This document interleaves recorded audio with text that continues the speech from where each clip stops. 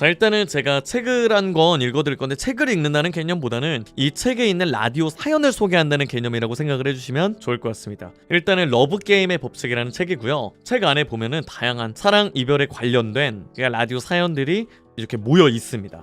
제목, 우연, 필연, 인연. 1년 전쯤 왼쪽 무릎이 아파서 병원에 갔더니 의사 선생님은 무릎 연골이 파열됐다며 수술을 해야 한다고 하셨습니다. 사실 겨울에 스키를 타다가 무릎을 다친 적이 있는데 처음엔 괜찮다가 날이 갈수록 아파오기에 참다 못해 병원에 갔던 것이었습니다. 수술이라니 너무 무서웠지만 빨리 하는 게 낫겠다 싶어서 바로 며칠 뒤 수술대에 올랐습니다. 마취가 끝나고 수술복을 입은 남자 선생님이 들어오셨죠. 환자분, 어느 쪽 다리가 아프시죠? 마취됐으니까 조금 있으면 감각이 없을 겁니다. 그렇게 친절하게 말해주더니 제 한쪽 다리를 들고 약을 다리 전체에 쭉 바르면서 이런저런 설명을 해주셨습니다. 마스크와 모자에 가려져 눈만 빼꼼 보였지만 그 선한 눈빛이며 어찌나 설명을 잘해주는지 수술할 때도 정말 안심이 되었습니다. 이거 진짜 중요해요. 의사가 믿을만 해야 마음 놓고 수술을 받기 때문에 굉장히 좋은 의사분이셨네요. 그죠? 그리고 며칠 입원해 있는 동안에도 그 남자가 드레싱을 해주러 들어오곤 했죠. 저는 내심 이 남자에게 호기심이 생겼습니다. 마스크를 벗으니까 더 잘생겼네? 결혼을 했을까? 의사인가? 이런저런 궁금증은 늘어갔지만 겨우 3일 입원한 환자 입장에서 뭘 할 수 있었겠어요. 결국 그가 남자 간호사라는 것 외엔 아무 정보도 얻어내지 못하고 퇴원을 했죠. 아쉽다. 그 남자 이름도 모르고 뭐 어쩔 수 없지. 그 뒤로도 가끔 소독을 하러 병원을 찾았지만 그와 다시 마주칠 일은 없었습니다. 아이고, 아쉽네요. 그러던 어느 날 집에서 설거지를 하다가 실수로 부엌칼을 제 발등에 떨어뜨리는 사고를 냈습니다. 이번에도 왼쪽 다리. 아이고야. 하지만 발등을 베는 정도로만 다쳐서 다행이다 싶었죠. 심각한 것 같지는 않길래 집에서 혼자 치료하고 다음날 지난 무릎 수술 실밥도 뽑을 겸 느긋하게 병원에 갔더니 의사 선생님이 깜짝 놀라시는 겁니다. 힘줄이 끊어졌네요. 이거 응급수술입니다. 당장 수술해야겠어요. 시간이 지나서 힘줄이 어디까지 올라갔는지 모르겠네요. 빨리 수술하지 않으면 엄지발가락을 움직이지 못할 수도 있습니다.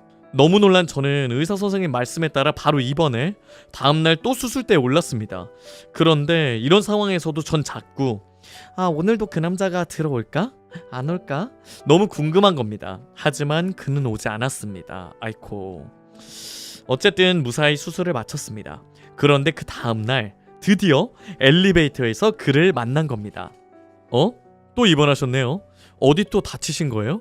그렇게 며칠 입원해 있는 동안 제가 그에게 관심 있는 걸 눈치챈 제 친구가 대신 번호를 물어봐줬고 좋은 친구네요. 우린 종종 문자를 주고받았습니다.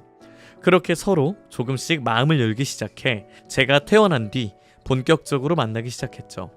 사실 희정씨 처음 봤을 때부터 관심이 있었는데 금방 퇴원해서 너무 아쉬웠어요. 근데 다시 병원에 입원해서 얼마나 기뻤는지 몰라요. 그러면 안 되지만 차트 보고 집이 어딘지 보고는 혹시 지하철역에서 마주칠까 싶어서 희정씨 집 근처 수내역에 있는 영어학원에 등록했는데 내가 관심 있는 거 전혀 눈치 못 채셨죠? 하하. 그렇게 서로의 마음을 확인한 뒤로는 거의 매일 데이트를 했고 이후 2달 만에 결혼하기로 마음을 먹었죠. 대박이네요. 2달? 양가 부모님이나 주변 사람들 모두 너무 급한 거 아니냐며 당황스러워했지만 그래도 우린 꿋꿋하게 밀어붙였고 결국 초고속 결혼식을 올렸답니다. 와, 따져보니 처음 만나서 결혼까지 겨우 4개월 걸린 거 있죠? 야, 대박이다. 그럼 2달을 서로 이제 마음을 표현 못하고 헤맸고 만나고 2달 만에 결혼을 한 거죠? 야, 진짜 대박이네요. 추가적으로 있는 라디오 그 DJ분 문구까지 읽어볼게요. 이 사람이 내 평생 짝이구나 싶다면 망설이지 말고 일단 그 느낌을 믿어보세요. 만난 지 2달 만에 결혼하는 게 위험한 선택인지 아닌지는 오직 당신만이 알 수 있습니다. 사랑을 하는 데 있어서 그 답을 아는 건 오직 나 자신뿐이니까요. 진짜 좋은 말이네요. 제목, 그냥 보고만 있을 거야? 10년 전 저는 대학을 졸업하고 회사에 취직했습니다. 완전 초짜 신입사원이었던 저는 관리부로 발령받아 정말 눈코 뜰 새 없이 열심히 일했죠. 시간이 지나 어느 정도 일에 적응했을 무렵 제 눈에 한 사람이 들어왔습니다. 키도 크고 잘생긴 그 남자는 연륜이 좀 있어 보였죠. 저기 얘들아, 너희 저분 누군지 알아? 그냥 궁금해서. 동기들에게 수소문한 끝에 그가 품질관리과 계장님이라는 걸 알게 됐습니다. 우리 사무실 안쪽에는 실험실이 있는데 언제부턴가 그 사람이 그 앞을 자주 지나다니는 겁니다. 향긋한 비누향기를 풍기면서 말이죠. 아침에야 그렇다 쳐도 퇴근할 때도 비누향기를 풍기며 지나가는 그 남자를 보면서 제 사랑은 점점 커져갔습니다. 게다가 그 사람이 자꾸 내 자리 쪽으로 오가는 게 혹시 날 좋아해서가 아닐까 하는 도끼병까지 걸려버렸죠. 그렇게 지독한 상사병에 걸린 저는 어떻게 하면 그에게 말을 걸어볼까 기회만 엿보고 있었습니다. 신입사원인 제가 계장님과 대화할 일은 없었으니까요. 그런데 얼마 후 하늘이 제 간절한 마음을 아셨는지 드디어 기회가 왔죠. 제가 텅 빈 사무실에서 혼자 커피를 타고 있는데 그가 들어오는 게 아니겠어요? 저는 너무 떨려 그만 티스푼을 떨어뜨릴 뻔했습니다. 아, 기회다. 말을 걸어볼까? 다신 기회가 안 올 수도 있어. 얼른 용기를 내. 근데 뭐라고 하지? 그 찰나의 순간 오만 가지 생각을 하다가 겨우 나온 첫 마디는 계장님, 저 일출 보는 거 좋아해요. 그러니까 제가 말해놓고도 너무 당황스럽고 어이가 없었지만 그는 저보다 훨씬 놀란 듯 보였습니다. 뭐야? 하는 표정이랄까? 어쨌든 저는 어디서 그런 용기가 났는지 에라 모르겠다고 끝까지 밀어붙였죠. 이미 엎질러져 버렸으니까. 그죠? 계장님, 주말에 시간 있으세요? 같이 일출 보러 가면 아니 제가 차도 준비하고 먹을 것도 준비하고 어디서 만나실래요? 그 사람은 제가 쏟아붓는 말을 듣고 넋이나가 있었고 저는 그가 아무 대답도 못하게 그냥 다다다다 말하고는 휙 나와버렸습니다. 계장님, 토요일날 회사 마치고 2시에 회사 근처 버스 정류장에서 기다릴게요. 그럼 이만. 사실 그 사람이 거절할까봐 무서워서 도망 나온 거였죠. 드디어 토요일이 되었고 저는 버스 정류장에 일찌감치 나와서 기다리고 있었습니다. 그날을 위해 저의 MR을 깨끗이 세차하고 한껏 멋을 부려봤죠. 약속 시간인 2시가 지나고 10분, 15분 계장님은 보이지 않았습니다. 아이고. 그런데 30분쯤 되었을까? 드디어 그가 나타났습니다. 선희씨, 일출 보지 말고 다른 데 가죠. 그가 화를 낼까봐 노심초사하고 있었는데 정말 뜻밖의 말이었죠. 사실 일출 보자고 한 것도 엉겁결에 튀어나온 말이었기에 저는 아무래도 상관없었습니다. 그날 계장님과 저는 남들 데이트하듯 영화도 보고 커피도 마시고 저녁 식사까지 함께 했습니다. 완전 그린라이트인데요. 그리고 헤어질 때가 되어 그가 이렇게 말하더군요. 선희씨, 정말 용기가 대단하던데요? 근데 첫 데이트 신청이 일출을 같이 보자는 건 좀 너무한 거 아니에요? 콕 집어서 그렇게 말할 줄이야. 정말 너무 창피해서 쥐구멍에라도 들어가고 싶었답니다. 순간 그 사람이 좀 얄밉기도 했지만 그래도 어쩌겠어요. 이미 제 눈에 콩깍지가 제대로 씌었는 걸 말이에요. 여자라고 다소곳이 앉아 남자의 고백을 기다리기만 할 필요는 없습니다. 당신이 먼저 사랑에 빠졌으니 먼저 고백하는 게 당연한 거 아닐까요? 남자들도 때로는 자신의 감정에 솔직한 여자에게 매력을 느낀답니다. 맞아. 여자 쪽에서 적극적이면 관계 발전이 진짜 빨라. 남자가 여자의 마음을 얻는데, 마음을 돌리는 데는 꽤 큰 정성이 필요한데 내가 본 경험상으로는 여자분이 남자한테 먼저 관심을 가지고 적극적으로 표현을 했을 때 진짜 성공 확률이 진짜 높았어. 그리고 기간이 진짜 짧았어요. 진짜 그게 빠르고 확률이 높아. 예. 그래서 이 방송을 보시는 여자분들이 없겠지만 남자분들이라도 노력하면 이루어진다는 거. 자, 다음 사연 읽어보도록 할게요.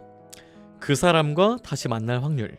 작년 여름 11시까지 야근을 하고 녹초가 되어 집으로 돌아가는 길. 너무 힘이 들어 큰맘 먹고 택시를 탔죠. 그런데 아직 약종도 안 끝난 제 금쪽 같은 휴대폰을 그만 택시에 두고 내린 겁니다. 아, 몰라. 배터리도 얼마 없을 텐데 어떡하지?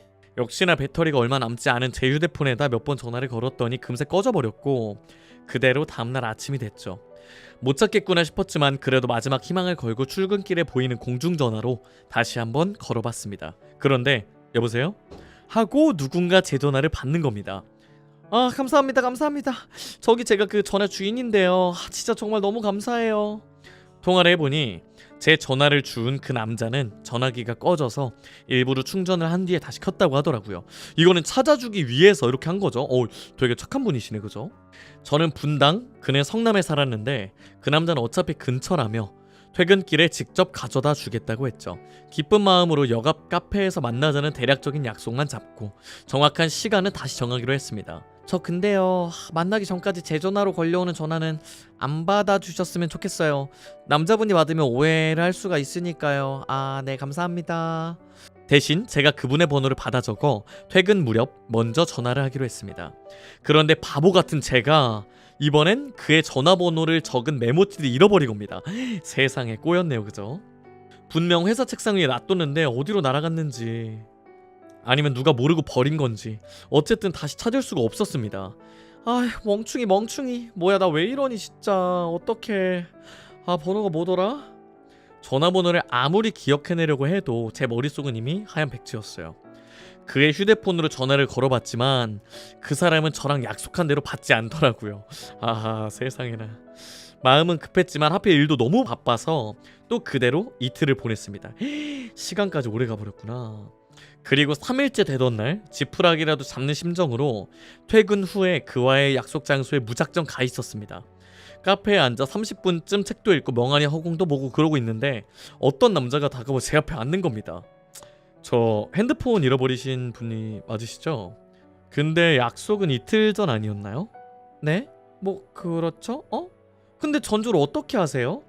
제 전화기는 비밀번호가 걸려 있어서 사진첩이나 전화번호 뭐 아무것도 볼 수가 없었을 텐데 말이죠. 아, 그게요, 실은 그날 여기 역 앞에서 택시 내리실 때 바로 뒤이어서 탔던 사람이 접니다. 아, 바로 이어 탔구나. 당연히 기억은 안 나시겠지만요. 하하. 그렇습니다. 저는 전혀 기억을 못했는데 그 사람은 제가 내린 택시를 바로 잡아 탄 사람이었던 겁니다. 전화가 안 와서 그저께 어제까지 계속 여기 와서 기다렸어요. 1시간 정도뿐이긴 했지만 오늘 드디어 만났네요. 세상에, 이렇게 착한 사람이 또 있을까요? 전 감사의 의미로 그에게 저녁을 샀고 이런저런 대화를 나누면서 원래 천성이 참 고든 사람이구나 싶었습니다. 게다가 저보다 5살 많은 그는 알고 보니 제 중학교 선배. 무서운 학생 주임 선생님에 대한 공통화제로 시작해 정말 많은 얘기를 나눴고 그 후 일주일간 무려 5번이나 만났답니다. 야, 서로 직장인에 막 이렇게 바쁜 와중에 5번 만난 거는 엄청난 사랑이죠, 그죠? 그리고 좀 친해지고 난 뒤 그 사람이 털어놓은 얘기가 있었죠. 사실 택시에서 네가 내리고 이 핸드폰을 봤을 때부터 주인이 너였으면 좋겠다고 생각했어. 그 기대 하나로 미친 척하고 딱 3일만 투자해보자 싶었지. 너 나한테 고마운 줄 알아라. 아, 마무리까지 완벽하네요. 막연한 기대감, 그 작은 것도 놓치지 않는 부지런함과 열정이 인연을 만들어줍니다. 누군가에 대한 작은 기대나 느낌들을 그냥 스쳐버리지 마세요. 그 소박한 불씨가 커다란 사랑으로 옮겨붙을 수 있으니까요. 야, 진짜 이것도 되게 보면 지금 일방적으로 남자분이 엄청 큰 노력을 해서 여자분과 되게 좋은 관계로 이루어진 그런 케이스인데, 역시 호기심으로 시작하고 좀 그런 궁금증이 커지면서 애정으로 가고 관심으로 이렇게 커지다가 그 와중에 그 한 사람의 굉장히 큰 노력이 있으면서 결국 기승전결이 만들어져서 이루어져 버리는 그런 시나리오를 우리가 가장 좋아하지 않나. 그래서 우리가 이제 드라마나 영화를 볼 때도 그런 로맨스 멜로물 이런 걸 볼 때 그 힘든 고난과 역경을 이겨내고 그러한 환경 속에서도 그 노력으로, 그 끈기로, 그 집념으로 이루어낸 그 사랑이 굉장히 크게 와닿잖아요. 야, 진짜 오늘은 되게 달달한 이런 설렘에 관한 좀 사연을 읽어봤는데, 설렘이란 감정이 진짜 되게 무섭죠, 사실. 왜냐면 너무 좋은 감정이고 되게 잠깐밖에 느끼지 못하는 감정이라고 저는 생각을 해요. 왜냐면 사실 연애를 1년, 2년, 10년, 20년 뭐 결혼까지 생각을 했을 때 그 오랜 기간 평생 설렘을 가지고 산다는 건 거의 불가능이라고 봐도 될 정도로 어려운 일입니다.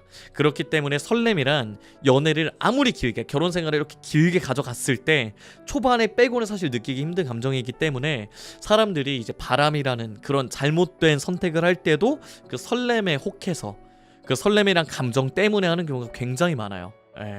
진짜 설렘이란 감정이 그렇게 무서운 이유가 너무 짜릿하고 너무 좋은, 진짜 그 무엇과 견주어도 지지 않을 만큼 굉장히 기분 좋고 그 좋은 감정이기 때문에 이런 설렘 참 무섭기도 하지만, 우리는 이런 이런 사연 또는 드라마나 영화 에서 이런 내용을 봤을 때 대리 만족을 하는 거죠. 그 설렘을 이제 내가 만약에 느낄 수 없는 위치가 됐다면 이런 걸로 좀 대리 만족도 하고, 그죠? 굉장히 또 달달한 사연 읽으면서 또 많은 생각을 하게 되는 그런 밤이네요.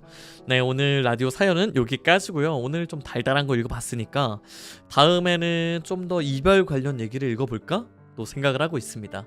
오늘도 시청해주셔서 너무너무 감사드리고 다들 나쁜 꿈 꾸지 말고 푹 주무셨으면 좋겠습니다. 감사합니다.